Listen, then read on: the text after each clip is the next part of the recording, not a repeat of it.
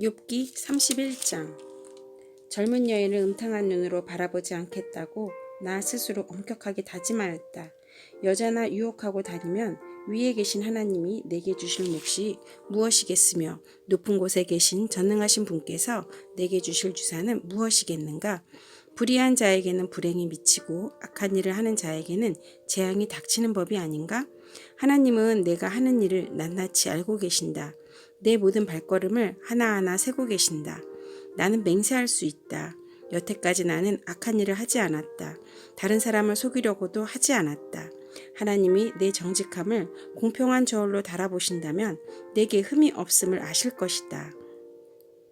내가 그릇된 길로 갔거나 나 스스로 악에 이끌리어 따라갔거나 내 손에 죄를 지은 흔적이라도 있다면 내가 심은 것을 다른 사람이 거두어 먹어도 내가 지은 농사가 망하더라도 나는 할 말이 없을 것이다. 나무의 안내를 탐내서 그 집 문 근처에 숨어 있으면 그 여인을 범할 기회를 노렸다면 내 아내가 다른 남자의 노예가 되거나 다른 남자의 품에 안긴다 해도 나는 할 말이 없을 것이다. 나무의 아내를 범하는 것은 사형 선고를 받아야 마땅한 범죄다. 그것은 사람을 파멸시키는 불, 사람이 애써서 모은 재산을 다 태우는 불이다. 내 남종이나 여종이 내게 탄원을 하여 올 때마다 나는 그들이 하는 말에 귀를 기울이고 공평하게 처리하였다. 그렇게 하지 않았더라면 내가 무슨 낯으로 하나님을 뵈며 하나님이 나를 심판하러 오실 때에 내가 무슨 말로 변명하겠는가? 나를 창조하신 바로 그 하나님이 내 종들도 창조하셨다. 가난한 사람들이 도와달라고 할 때 나는 거절할 일이 없다. 앞길이 막막한 가부를 못 본 채 한 일도 없다. 나는 배부르게 먹으면서 고아를 굶긴 일도 없다. 일찍부터 나는 고아를 내 아이처럼 길렀으며 철이 나서는 줄곧 과부들을 돌보았다. 너무나도 가난하여 옷도 걸치지 못하고 죽어가는 사람이나 덮고 잘 것이 없는 가난한 사람을 볼 때마다 내가 기른 양털을 깎아서 그것으로 옷을 만들어 그들에게 입혔다. 시린 허리를 따뜻하게 해주었더니 그들이 나를 진심으로 축복하곤 하였다. 내가 재판에서 이길 것이라고 생각하고 고아를 속이기라도 하였더라면 내 팔이 부러져도 할 말이 없다. 내 팔이 어깨 축지에서 빠져나와도 할 말이 없다. 하나님이 내리시는 심판이 얼마나 무서운지를 잘 알고 있었으므로 나는 차마 그런 파렴치한 짓은 할 수 없었다. 나는 황금을 믿지도 않고 정금을 의지하지도 않았다. 내가 재산이 많다고 하여 자랑하지도 않고 벌어들인 것이 많다고 하여 기뻐하지도 않았다. 해가 찬란한 빛을 낸다고 하여 해를 섬기지도 않았고 달이 밝고 아름답다고 하여 달을 섬기지도 않았다. 해와 달을 보고 그 장엄함과 아름다움에 반하여 그것에다가 절을 하는 사람들이 있다. 해와 달을 경배하는 표시로 제 손에 입을 맞추기도 한다. 그러나 나는 그렇게 하지 않았다. 그런 일은 높이 계신 하나님을 부인하는 것이므로 벌로 사형을 받아도 마땅하다. 내 원수가 고통받는 것을 보고 나는 기뻐한 적이 없다. 원수가 재난을 당할 때에도 나는 기뻐하지 않았다. 나는 결코 원수들이 죽기를 바라는 기도를 하여 죄를 범한 적이 없다. 내 집에서 일하는 사람은 모두 내가 언제나 나그네를 기꺼이 영접한다는 것을 잘 알고 있다. 나는 나그네가 길거리에서 잠자도록 내버려 둔 적이 없으며 길손에게 내 집 문을 기꺼이 열어주지 않은 적도 없다. 다른 사람들은 자기 죄를 감추려고 하지만 그러나 나는 내 허물을 아주 감추지 않았다. 사람들이 무슨 말로 나를 헐뜯는지 나는 그것을 전혀 두려워하지 않았다. 남에게서 비웃음을 받을까 하여 입을 다물거나 집안에서만 머무르거나 하지 않았다. 내가 한 이 변명을 들어줄 사람이 없을까? 맹세코 나는 사실대로만 하였다. 이제는 전능하신 분께서 말씀하시는 대답을 듣고 싶다. 내 원수가 나를 고발하면서 뭐라고 말하였는지 내가 저지른 죄가를 기록한 소송장이라도 있어서 내가 읽어볼 수만 있다면 나는 그것을 자랑스럽게 어깨에 메고 다니고 그것을 왕관처럼 머리에 얹고 다니겠다. 나는 내가 한 모든 일을 그분께 낱낱이 말씀드리고 나서 그분 앞에 떳떳이 서겠다. 내가 가꾼 땅이 훔친 것이라면, 땅 주인에게서 부당하게 빼앗은 것이라며, 땅에서 나는 소산을 공짜로 먹으면서 곡식을 기른 농부를 굶겨 죽였다면, 내 밭에서 밀 대신 찔레가 나거나 보리 대신 잡초가 돌아다니더라도 나는 기꺼이 받겠다. 이것으로 욥의 말이 모두 끝났다. 욥기 32장. 욥이 끝내 자기가 옳다고 주장하므로 이 세 사람은 욥을 설득하려고 하던 노력을 그만두었다.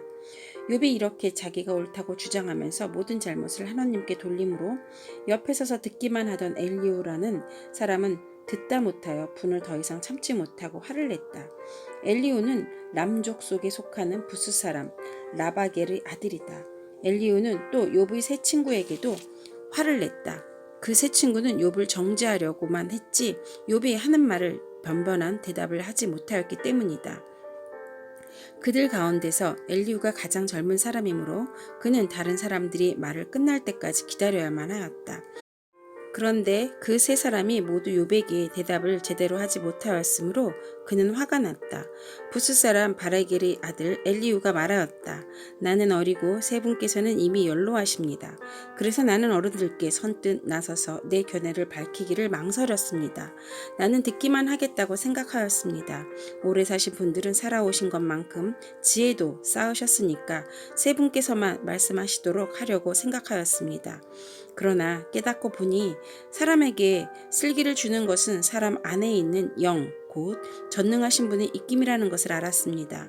사람은 나이가 많아진다고 지혜로워지는 것이 아니며 나이를 많이 먹는다고 시비를 더 잘 가리는 것도 아니라는 것을 알았습니다. 그래서 나도 생각하는 바를 말씀드리고자 합니다. 내가 하는 말을 들어주시기 바랍니다. 세 분이 말씀하시는 동안에 나는 참으며 듣기만 하였습니다. 세 분이 지혜로운 말씀을 찾으시는 동안에 나는 줄곧 기다렸습니다. 나는 세 분이 하시는 말씀을 주의 깊게 들었습니다. 그런데 세 분께서는 어느 한 분도 욥 어른의 말을 반증하거나 어른의 말에 제대로 답변하지 못하셨습니다. 그리고서도 어떻게 지혜를 발견했다고 주장하실 수 있으십니까? 세 분께서 이 일에 실패하셨으니 내가 이제 욥 어른으로 하여금 하나님의 대답을 들으시도록 하겠습니다. 욥 어른이 나에게 직접 말을 걸어 온 것이 아니므로 나는 세 분께서 말씀하신 것과는 다른 방식으로 욥 어른께 대답하겠습니다. 욥 어른께서는 들으십시오. 세 분 친구가 놀라서 말을 하지 못합니다. 그분들은 어른께 아무런 대답도 하지 못합니다. 그런데도 내가 그들이 입을 다물 때까지 기다려야 합니까? 이제 그들은 할 말도 없으면서 그냥 서 있기만 합니다. 그럴 수 없습니다. 이제는 내가 대답하겠습니다. 내가 생각한 바를 말씀드리겠습니다. 이제는 더 이상 기다릴 수 없고 말을 참을 수도 없습니다. 말할 기회를 얻지 못하면 새술이 가득 담긴 포도주 부대가 터지듯이 내 가슴이 터져버릴 것 같습니다. 참을 수 없습니다. 말을 해야 하겠습니다. 이 논쟁에서 어느 누구 편을 들 생각은 없습니다. 또 누구에게 듣기 좋은 말로 아첨할 생각도 없습니다.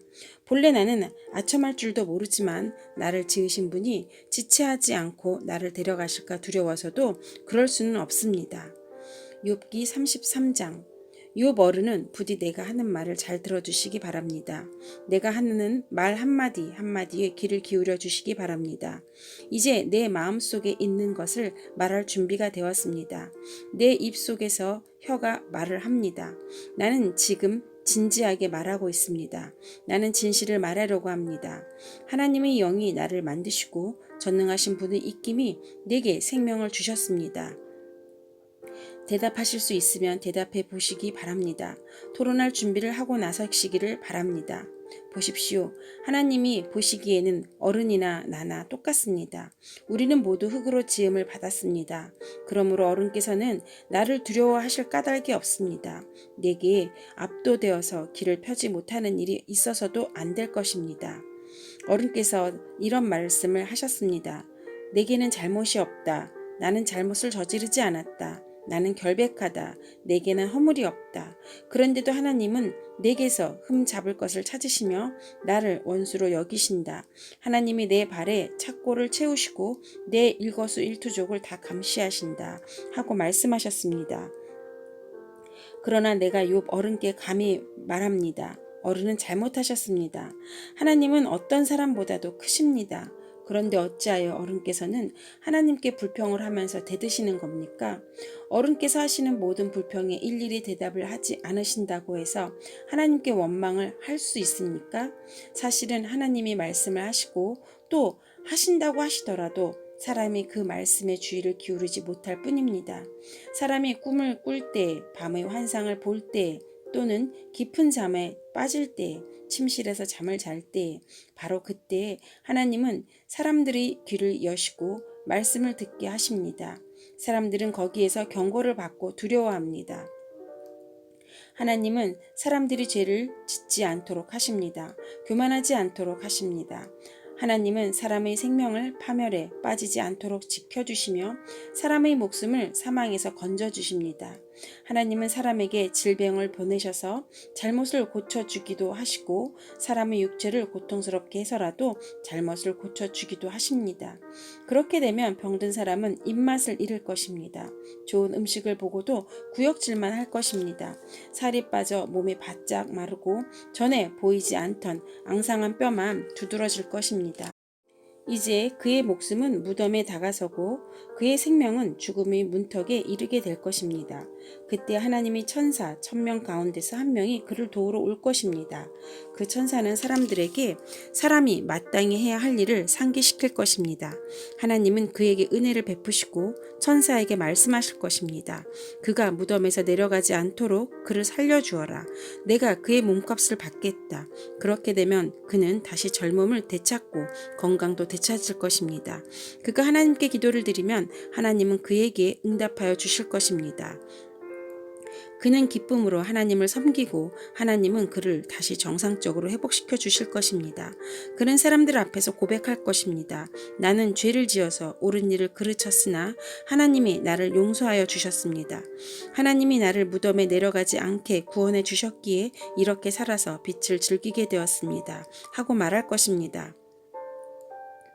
이 모두가 하나님이 하시는 일입니다.